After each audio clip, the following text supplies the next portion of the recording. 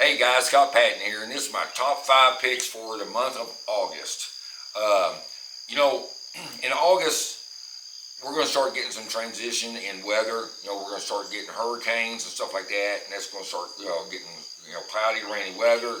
That's going to start cooling things off, but that don't usually happen until about mid-August or so in this part of the country, over here in Tennessee, um, here on Chickamauga.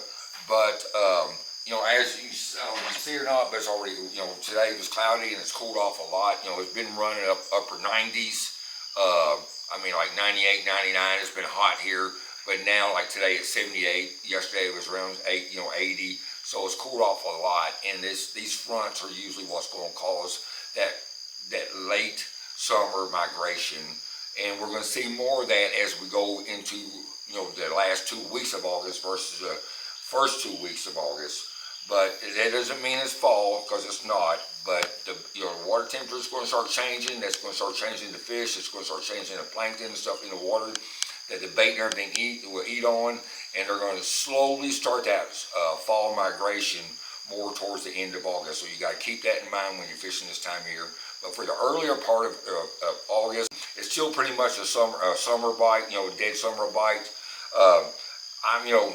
It depends on type of cover you got in your lake. If you got grass, I'm gonna start focusing a whole lot on the grass, because one thing I learned a long time ago, guiding on Kentucky Lake, I guided there for probably 15 years or more, but fished that lake my entire life, is that the big gizzard shad that the big bass like to feed on, they will migrate shallow before the threadfin and Tennessee shad and all the other bait fish will. So I've just learned that from years on the water. I've seen it. I started noticing that at the boat, while I've been putting my boat in, I see schools of big gizzard shad up eating algae and stuff up in a foot of water, and it would be August, mid-August and stuff like that. So I've always kept that in mind. It's always helped me kind of chase and catch some of the bigger fish in the lake by knowing that, because those big bass, those real good quality bass, will start migrating with those gizzard shads. So they're just looking for that bigger meal. Even though this time of year, your shad from your shad spawn, whether it's gizzard shad or threadfin shad or whatever type of shad you got on your lake, they are getting a little bit bigger. They're going to be about 1.5 inches, 2 inches long, and there's abundance of them. So you have to keep that in mind too. So you really got 2 different ways you can go this time of year: either a smaller bait or a big bait. Okay, and depends on really your way your lake is made out. If you do have gizzard shad in your lake, then I like to focus going shallow and trying to catch some more quality fish and stuff like that. And I'll use some bigger baits, okay? Whether you're a big walking bait, a big glide bait, a large spinner bait, if you got the right kind of weather to throw that on, or what have you. So keep all that stuff in mind, you guys. If it's a bright sunny day, there's so many variables that could come in a row when you're trying to find fish that are feeding on this year's fry too. The watercolor, it's like here on Chickamauga, we've got some creeks that's got really clear water, and then we got some creeks that's got stained water and stuff like that. I will focus on the creeks that have the stained water in them, because I can fool them a little bit easier, and I also get a bit longer throughout the day if it's a clear sunny day because of the water clarity, okay? So keep all those kind of things in mind, you guys, when you're trying to figure out what areas to fish on the lake. And again, your weather is going to play a big role on that. So if it's cloudy, rainy days, I know I can probably go out early in the morning to catch some fish on top water. I can throw my big glide bait, my moving bait and stuff like that. And as the sun comes up, I may slow down, throw my chatterbait, my jackhammer baits, or as it gets around noon and stuff like that, I will go with probably fishing a big worm with a light weight. And these are going to be some of the baits that I'm going to talk to you about right now. So let's kind of dive into it. Since we'll start the day out in the mornings with fishing shallow, I got a Strike King Sexy Dog on here. I throw this bait on a 610 rod. I like a shorter rod, like I told you before, because I can walk that thing easier. I also got it on braid. Okay, the reason I like the braid, because if I make a real long cast, I can still make that bait move, because I don't have the line stretch. I got more control of how my bait's working, because there's no stretch in that line, okay? So if you haven't thrown topwater baits on braid, give it a shot, you guys. I would use at least 30-pound tests. I usually go with 40-pound tests, especially if I'm fishing over cover, stumps, or high drill. The 40-pound test is strong enough to get the fish out about any kind of cover. And like I said, I don't have that stretch. You know, if you throw 60, stuff like that, it'd be fine if you already got it on your rod. But if I'm going to pick out one and throw it, it's going to be, say, 40-pound test line. So I'm going to focus this bait over, even if I'm fishing main lake, I'm looking for a cover that's going to come, like, let's say if I'm out in 20 foot of water, the first break line that comes up, usually, hopefully I can find something around the 6, you know, from 4 to 8 foot deep, the break line like that, and then it goes into a flat. If I got grass on those kind of flats and stuff like that, that's a great place to focus on this time of year, because what'll happen is a lot of this year's fry is going to be in those type areas. They're not out deep. They've been up in shallows most of the spring and early summer, just because that's where they were born at. But they're moving around and they're out in that first break off of your creek channels, main lake flats and stuff like that. So early in the morning, I'm gonna start out with this top water bait and work that thing. Now, if it's a cloudy day, you may well work this bait all the way until 10:30, or even up to noon, is from my experience. One thing I do is when I'm working this bait, you want to experiment. I can't get those hooks to come off that. You want to experiment with colors, and you want to experiment with size. Okay, this is the larger, about 6-inch one. I'll throw this one. I will also throw the smaller one, more 4-inch. Now, if I'm fishing around bait that's got a lot of this year's fry in it, you'll want to go to the smaller 4-inch one. Okay, so that's kind of what I'll pick out. And it's not just walking bait I'll go with you this time of year, you guys. I may throw a pop-bar. You know, I may throw a wake, like a wake bait or something like that, but something near the surface. You just have to see what those fish are reacting to. Even a buzz bait can be really good this time of year too. If you got, but you just got to experiment with that top water bait and not just say I'm going to throw a pop-bar or I'm going to throw a sexy dog and that's all I'm going to throw. They eat it. Because I've seen it too many times to where they will eat a top water bait, but you got to be throwing the right top water bait. So keep in mind and experiment with those different type baits. Okay, a bait in the last couple of years I've grown to love, and if you watch any of my videos and stuff, you can see I throw it a lot, and it's probably going to be a bait that I am going to use year-round anymore, and probably pretty much anywhere I go. This is the Eco Shad right here. I think this is a steel shad color. It's a good color. I use the bone shad, but I just like this bait here because it resembles a gizzard shad. That's in our lake, and it should be in most of your lakes, especially if you're fishing the Tennessee River lakes. This bait's going to match that gizzard shad just right. It's got great action. Again, I'm going to throw it over. I can fish this bait in so many places. Whether I'm going back and fishing backwater, back in creeks, I can throw it on the main lake if I'm fishing those breaks like I was talking to you about, looking for that top water bite. Those first breaks and stuff off the main lake. This bait is such an awesome bait. When they eat it, they eat it. And I've yet really to go out and not catch a few fish on it every day. I've caught a few doubles and stuff on it. But when you're fishing this bait, you've got to make sure. I think this thing weighs about an ounce and a half. You got to make sure you're throwing this on the proper equipment in order to throw this thing, because it's heavy. And it will tire you out if you don't have the right equipment. Trying to throw on a rod that's not heavy enough to throw this bait. This is my Pow Endurance. It's the 755 CB. Perfect rod for me. This rod is, let me see how long it's, 7.5, you guys. But the difference in it between throwing it on your flipping stick is a handle length. Okay. I don't have that.